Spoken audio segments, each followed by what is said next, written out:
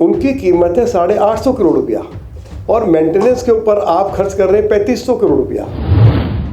या सत्येंद्र जैन ने जो घोटाले किए हैं किसके लिए किए हैं? तो इससे ज़्यादा खुलासा और क्या हो सकता है? दिल्ली नगर निगम का चुनाव सर पर है और आज हमारे साथ हैं दिल्ली विधानसभा में नेता विपक्ष और बदरपुर से विधायक श्री रामवीर सिंह बिदूड़ी जी, जिन्हें कि बदरपुर का डॉक्टरेट भी कहा जाता है क्योंकि वो लगातार 7-8 बार से वहाँ से चुनाव जीत रहे हैं। तो दिल्ली नगर चुनाव में बीजेपी क्या लेकर के जनता के बीच जा रही है? देखिए, देश के यशस्वी गृह मंत्री माननीय श्री अमित शाह जी ने तीनों नगर निगमों को एक कर दिया है और ये मांग चली आ रही थी। उसके पीछे कारण ये था कि दिल्ली सरकार तीनों नगर निगमों को उनके हिस्से का जो पैसा था वह उपलब्ध नहीं करा रही थी। अब एक दिल्ली में नगर निगम हो गई है, पूरा कंट्रोल नगर निगम के ऊपर भारत सरकार का होगा। 40,000 करोड़ रुपया दिल्ली नगर निगमों का दिल्ली सरकार की तरफ बकाया था, उसमें से केवल 8,000 करोड़ रुपया अरविंद केजरीवाल की सरकार ने तीनों नगर निगमों को उपलब्ध कराया। अब क्योंकि एक नगर निगम हो गई है और उसके ऊपर पूरा कंट्रोल भारत सरकार का होगा, चौथी बार हम नगर निगम में सरकार बनाएंगे और अब केंद्र सरकार जो है दिल्ली नगर निगम को सीधा बजट उपलब्ध कराएगी। अधिकारी हों, कर्मचारी हों, उनको समय पर वेतन मिलेगा। विकास के जो कार्य दिल्ली नगर निगम के द्वारा किए जाते हैं, चाहे वो प्राइमरी स्कूल हो, डिस्पेंसरी हो, दिल्ली के जो एमसीडी के पार्क हैं उनको चाहे विकसित करने की बात हो, तो ये सारे कार्य अब अच्छे से किए जा सकेंगे।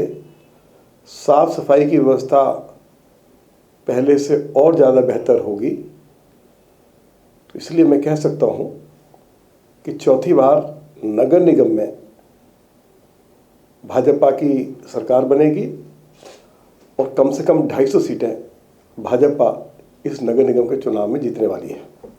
नहीं, लेकिन अगर हम बात करें तो जहाँ तक अभी तक जो हम बीजेपी का कैंपेन देख रहे हैं, तो बीजेपी तो सिर्फ वो दिखा रही है कि आम आदमी पार्टी भ्रष्ट है, उनकी सरकार भ्रष्ट है, उनके मंत्री भ्रष्ट हैं। विकास की बात या तो कहीं हो ही नहीं रही।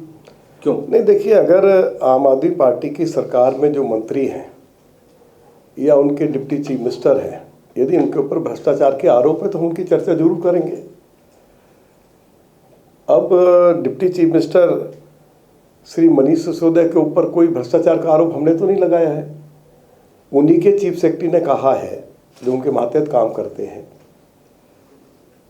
कि जो नई शराब नीति लागू की गई उसमें भ्रष्टाचार हुआ है, सैकड़ों करोड़ रुपए का भ्रष्टाचार हुआ है और उन्होंने अपने डिप्टी चीफ मिनिस्टर को इसके लिए दोषी माना है। और यदि उनके चीफ सेक्रेटरी कह रहे हैं कि डिप्टी चीफ मिनिस्टर ने नई शराब नीति में सैकड़ों करोड़ रुपए का घोटाला किया है, तो हम इसकी चर्चा मीडिया के सामने, दिल्ली के लोगों के सामने जरूर करेंगे। यदि सीबीसी ये कह रही है कि दिल्ली सरकार ने स्कूल्स में जो कच्चे क्लासरूम बनाए हैं या कच्चे शौचालय बनाए हैं, उनके ऊपर 33 लाख रुपया एक कच्चे शौचालय पर, एक कच्चे क्लासरूम के ऊपर खर्च किया है, उनका कहना यह है कि 8 लाख रुपए से ज़्यादा खर्च नहीं हो सकता। और उसमें भी यदि सैकड़ों करोड़ रुपए का घोटाला सीबीसी ने पाया है तो हम उसकी चर्चा क्यों नहीं करेंगे। यदि अरविंद केजरीवाल संविधान को नहीं माने तो हम उसकी चर्चा क्यों नहीं करेंगे। 2015 से लेकर आज तक दिल्ली जल बोर्ड के जो खाते हैं उनका ऑडिट अरविंद केजरीवाल ने नहीं कराया क्योंकि 58,000 करोड़ रुपए का घोटाला है। बिजली में जो घोटाला हुआ है वो सामने आ गया है। डीटीसी में जो घोटाला हुआ वो सभी के सामने है, सीबीआई उसकी जांच कर रही है। कमेटी ने कहा है कि आप 1000 डीटीसी की बसें खरीद रहे हैं उनकी कीमत है 850 करोड़ रुपया और मेंटेनेंस के ऊपर आप खर्च कर रहे हैं 3500 करोड़ रुपया। तो 3500 करोड़ रुपए में तो और 3500 बसें खरीदी जा सकती हैं। तो उसकी जांच भी यदि सीबीआई कर रही है और उपराज्यपाल महोदय ने जो कमेटी बनाई उस कमेटी ने को लगा है कि इसमें सच्चाई है तो वो मामला सीबीआई के पास गया, तो हम इनकी चर्चा जरूर करेंगे। नहीं, मुख्यमंत्री केजरीवाल कह रहे हैं कि सत्येंद्र जैन तो भगत सिंह है। देखिए, अभी आप देखिए सीबीआई कोर्ट ने क्या कहा है। कोर्ट का जो अभी जो कुछ कहा है, अनेकों बार प्रयास हुआ है कि सत्येंद्र जैन को जमानत मिल जाए। आखिर कोर्ट उनको जमानत क्यों नहीं दे रहा है? कोर्ट ने तो कहा है कि उनकी इन्वॉल्वमेंट है, हाई कोर्ट ने कहा है। और यदि कोई व्यक्ति मर्डर भी करता है तो वो कभी कहता नहीं है कि मैंने मर्डर किया है। अब अरविंद केजरीवाल चीफ मिनिस्टर हैं और उनके वो सीनियर मिनिस्टर हैं, उनके बहुत करीबी हैं, सारा हिसाब किताब उन्हीं के पास है। जितनी भी हेरा फेरियाँ की गई है तो उन्हीं के माध्यम से सारा खेल हुआ है। यदि अरविंद केजरीवाल ये कह देंगे सत्येंद्र जैन जो है उसने भ्रष्टाचार किया है, तो फिर उनको ये चिंता भी तो है कि कहीं सत्येंद्र जैन पूरा राज ही ना खोल दे। मतलब राज खोलने से क्या मतलब है? आपका इशारा क्या है? नहीं भाई, बात यह है एक्साइज पॉलिसी में जो कोई कुछ घोटाला हुआ है या सत्येंद्र जैन ने जो घोटाले किए हैं किसके लिए किए हैं भाई? जो कुछ भी मतलब इनके, अब शराब के ठेकेदार कह रहे हैं कि हमारा कमीशन 2% से बढ़ाकर 12% कर दिया और दिल्ली में हर साल 20,000 करोड़ रुपए की शराब बेची जाती है। 2% कमीशन होगा तो शराब के ठेकेदारों को 400 करोड़ रुपए की आय होगी। अब 2% से बढ़ाकर 12% कर दिया तो सीधे सीधे उनकी आय 2400 करोड़ रुपया हो गई। अब शराब के ठेकेदार कह रहे हैं कि भाई उसमें से 6% हमने सरकार में जो मंत्री बैठे हैं उनको दिया है, 6% हमारी जेब में गया है। तो इससे ज़्यादा खुलासा और क्या हो सकता है? तो अरविंद केजरीवाल जवाब क्यों नहीं देते हैं? तो भ्रष्टाचार का मुद्दा यदि हमारे हाथ में आ गया है तो जरूर हम मीडिया के सामने भी, लोगों के सामने उसको अच्छे से रखेंगे। नहीं, अरविंद केजरीवाल तो ये भी कह रहे हैं कि भाजपा जो है बीमारी पे राजनीति कर रही है, सत्येंद्र जैन बीमार हैं। देखिए, सत्येंद्र जैन साहब जो हैं जेल में हैं और जेल को उन्होंने रिजॉर्ट बना दिया है। एक रेपिस्ट से मसाज करा रहे हैं, ड्राई फ्रूट्स खा रहे हैं और जेल में बैठे हुए हैं और सारे भत्ते ले रहे हैं जो ले ही नहीं सकते। भाई, आप अपनी असेंबली कॉन्स्टिट्यूंसी में जा नहीं रहे, आप विधानसभा में जा नहीं रहे, आपके यहाँ कोई गेस्ट आ नहीं रहा कि आप एंटरटेनमेंट के ऊपर कुछ पैसा खर्चा कर रहे हैं, लेकिन सरकार से आप 1.25 लाख रुपया हर महीने जेल में है और आप भत्ते ले रहे हैं। तो अरविंद केजरीवाल की नैतिकता कहाँ चली गई? उनकी अंतरात्मा तो मर गई। ये लोग सत्ता में आए थे, नैतिकता की बात कर रहे थे, ये बात कर रहे थे कि साहब हम बड़े चरित्रवान हैं। तो अब कहाँ ये चरित्रवान है, कहाँ इनकी नैतिकता चली गई? तो उसका जवाब तो देना पड़ेगा ना। नहीं, एंटरटेनमेंट तो हो ही रहा है ना, आप कह रहे हो एंटरटेनमेंट का। नहीं, एंटरटेनमेंट जो है अगर जेल के अंदर हो रहा है और कैसा एंटरटेनमेंट हो रहा है वो तो सबने देखा है, वीडियो सबने देखी है। अब सत्येंद्र जैन की ओर से ये कहा जा रहा है या उनकी पार्टी की ओर से ये कहा जा रहा है कि सत्येंद्र जैन का जो वेट है वो 28 किलो, पता नहीं 18 किलो कम हो गया है। अब जेल जो है ये ट्रांसफर सब्जेक्ट है। जेल के जो अधिकारी हैं वो अरविंद केजरीवाल के मातहत काम करते हैं। जेल के अधिकारियों ने ये कहा है कि जब से वो जेल में आए हैं उनका 8 किलो वजन बढ़ गया है। अब उनके द्वारा ये कहा जा रहा है कि साहब उनको अच्छा खाना नहीं उपलब्ध कराया जा रहा है, तो वीडियो आ गई है, वो ड्राई फ्रूट खा रहे हैं, फ्रूट्स खा रहे हैं, मसाज करा रहे हैं, एक रेपिस्ट उनके मसाज कर रहा है। तो ये सारी चीज़ें सामने आ गई हैं। हम अपनी ओर से कुछ नहीं कह रहे हैं, भ्रष्टाचार पर हम अपनी ओर से कुछ नहीं कह रहे हैं, जो एजेंसीज कह रही हैं, जो दिल्ली के चीफ सेक्रेटरी कह रहे हैं, हम वो बात कह रहे हैं। और इस चुनाव के समय हम ये बात कर ही रहे हैं, हम उससे पहले भी ये बात कर रहे थे। नहीं, आम आदमी पार्टी का कहना है कि जो है महाठग जो है सुकेश को भाजपा का राष्ट्रीय नेता बना देना चाहिए। अब आप मुझे बताइए, अगर सुकेश जो है वो कह रहे हैं कि मुझे सारी सुविधाएं दिल्ली सरकार की ओर से सत्येंद्र जैन, क्योंकि वो मंत्री थे और अंदर जेल में थे, सब उपलब्ध कराई, उसकी एवज में मुझे 10 करोड़ रुपया देना पड़ा, तो ये तो जांच का विषय है ना। 50 करोड़ रुपया की उनके साथ कोई और डील हुई, वो बता रहे हैं कि किस जो इनके मंत्री हैं गहलोत साहब, उनके फार्म हाउस से डील हुई।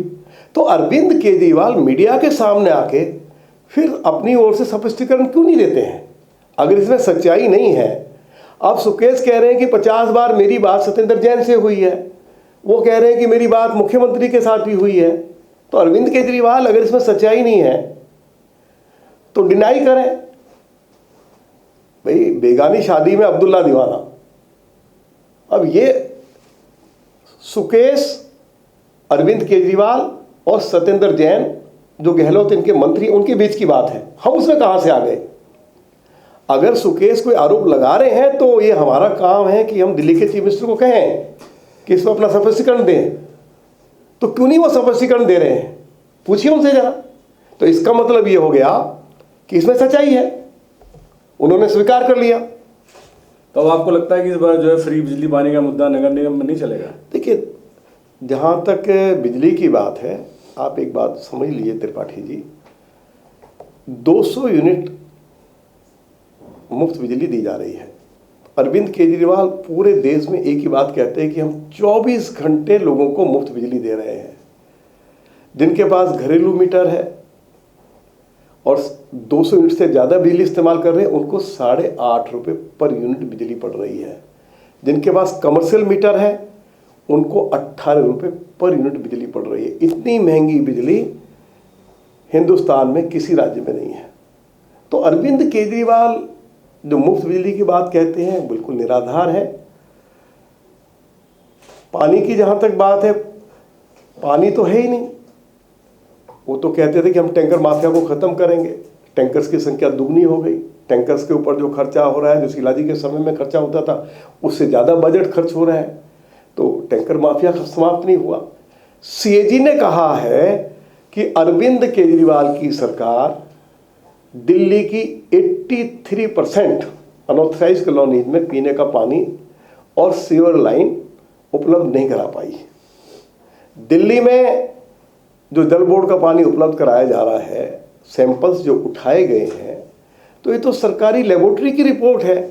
सारे सैंपल फेल हो गए और ये कहा गया है कि गंदा पानी लोगों को उपलब्ध कराया जा रहा है, उसको पीकर लोगों की किडनी, लोगों के लीवर और पेट खराब हो रहे हैं। तो 24 घंटे क्लीन वाटर उपलब्ध कराने की बात अरविंद केजरीवाल ने कही। आखिर कहाँ वो क्लीन वाटर है? दिल्ली में कोई नया स्कूल नहीं खुला, दिल्ली में कोई नया हॉस्पिटल नहीं खुला, दिल्ली में 20 कॉलेज इनको खोलने थे, एक नया कॉलेज नहीं खोला। दिल्ली दुनिया की सबसे ज़्यादा पोल्यूटेड कैपिटल WHO ने घोषित कर दी, सुप्रीम कोर्ट ने उसके ऊपर अपनी मोहर लगा दी। दिल्ली में कोई फ्लाईओवर इन्होंने बनाए नहीं है।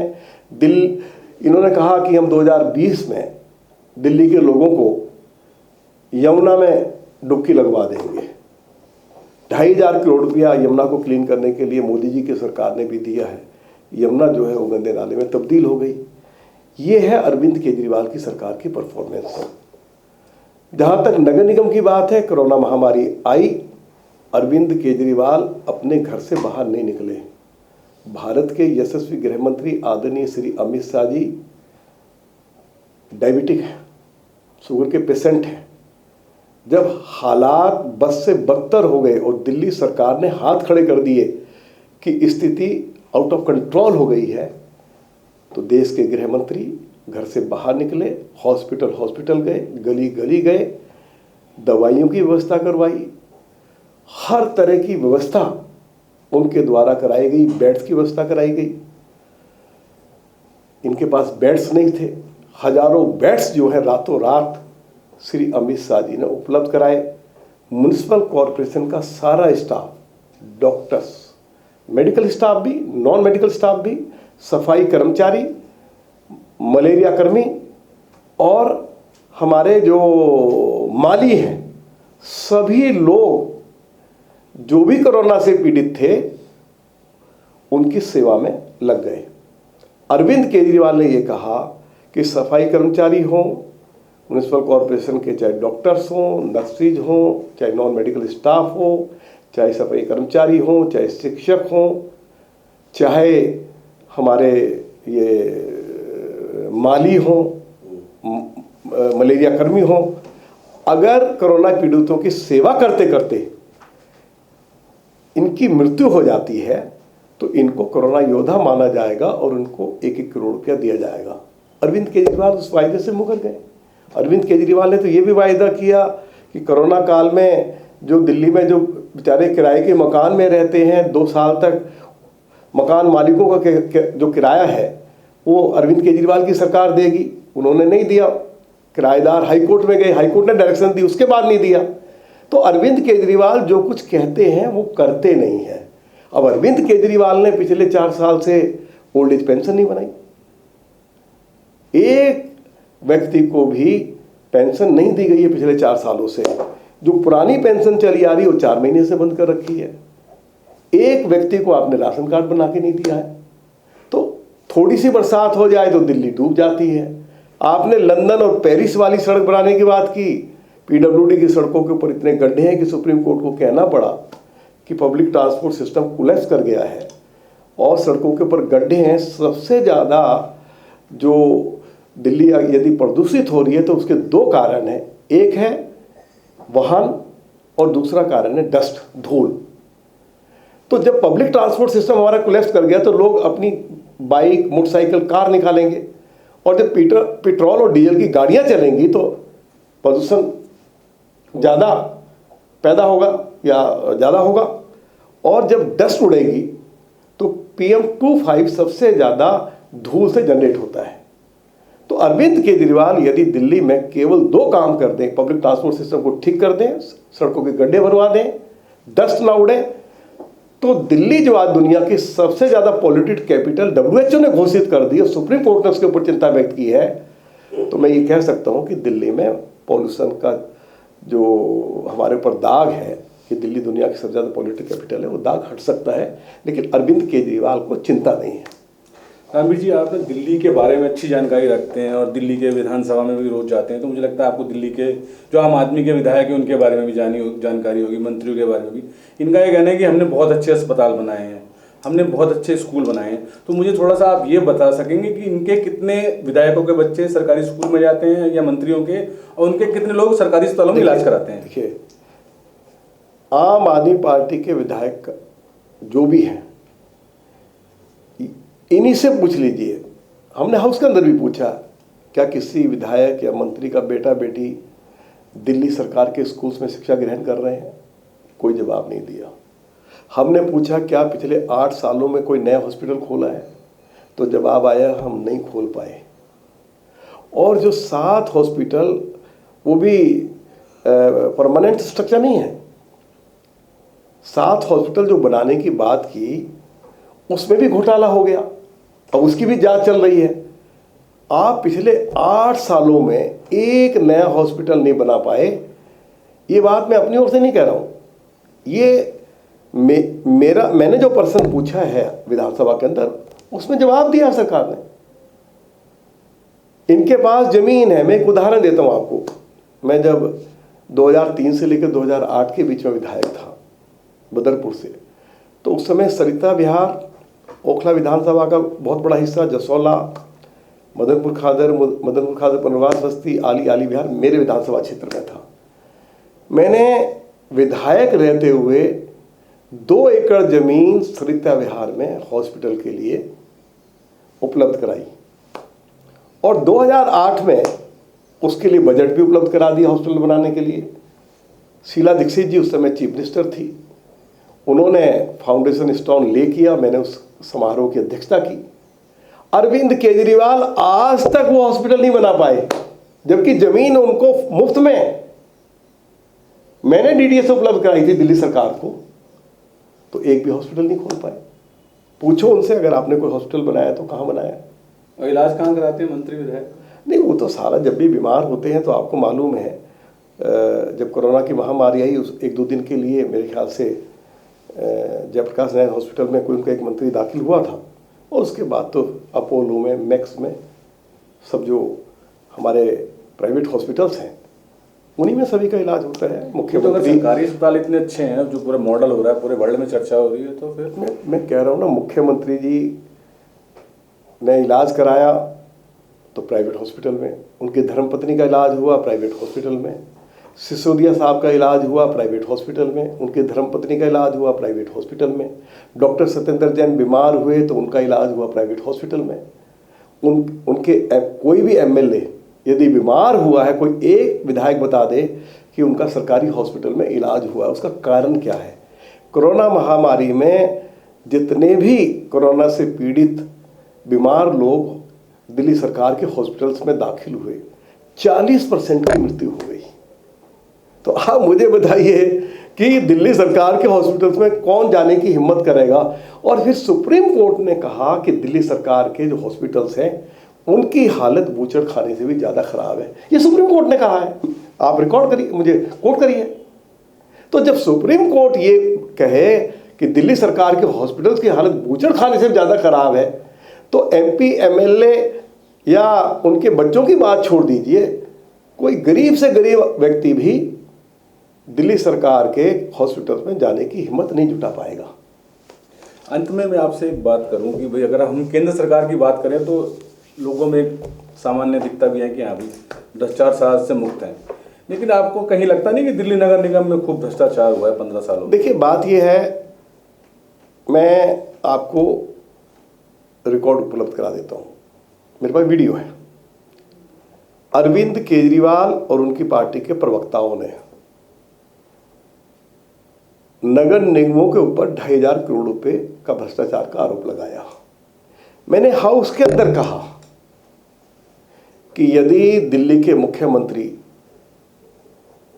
2,500 करोड़ रुपए की बात छोड़िए, यदि आज इस हाउस में बता दें कि 2.5 पैसे का भी भ्रष्टाचार हुआ है, तो मैं लीडर पोजीशन के पद से इस्तीफा देकर अपने घर चला जाऊंगा। तो बताते ना, ये तो रिकॉर्ड की बात है। मैं आपको अभी वीडियो रिकॉर्डिंग दे देता हूं कि 2,500 करोड़ रुपया भ्रष्टाचार क्या था, किसको भ्रष्टाचार कह रहे थे।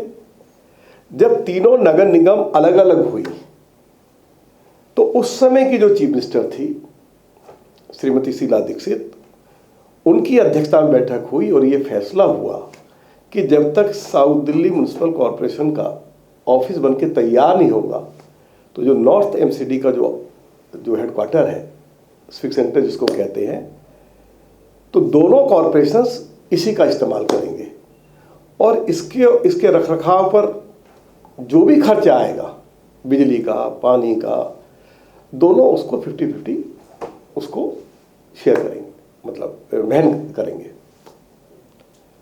अब अरविंद केजरीवाल कहते हैं कि साउथ दिल्ली म्युनिसिपल कॉरपोरेशन को पैसा देना था नॉर्थ एमसीडी का, तो भ्रष्टाचार हो गया। तो इसमें कहां से भ्रष्टाचार हो गया? अरे भाई, साउथ एमसीडी का जब ऑफिस बना ही नहीं है और एक एग्रीमेंट साइन हुआ in between Delhi government, south Delhi MCD और नॉर्थ एमसीडी, तो मैंने कहा कि आप मुझे 2.5 पैसे का भ्रष्टाचार प्रूव कर दीजिए, मैं त्यागपत्र दे दूंगा। तो उनके पास कोई जवाब नहीं था।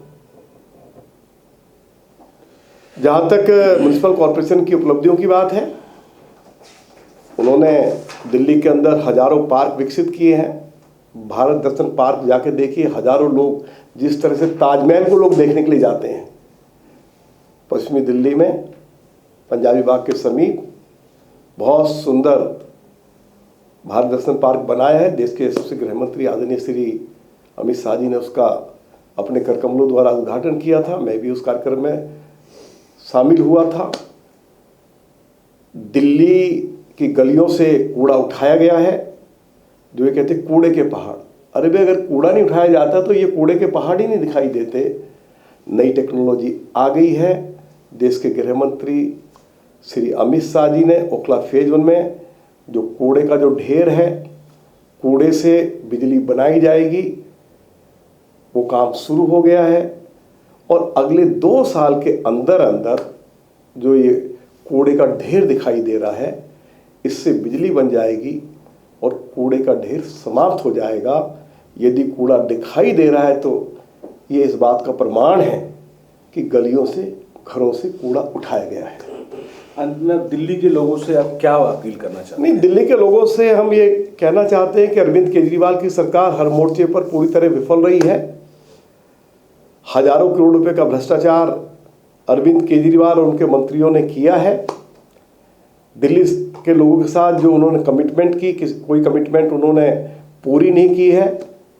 नगर निगम ने कोरोना काल में शानदार सेवाएं दिल्ली के लोगों को उपलब्ध कराई हैं।